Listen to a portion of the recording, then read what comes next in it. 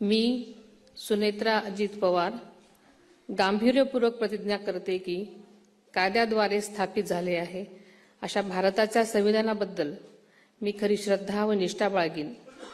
मी भारताची सार्वभौमता व एकात्मता उन्नत राखीन।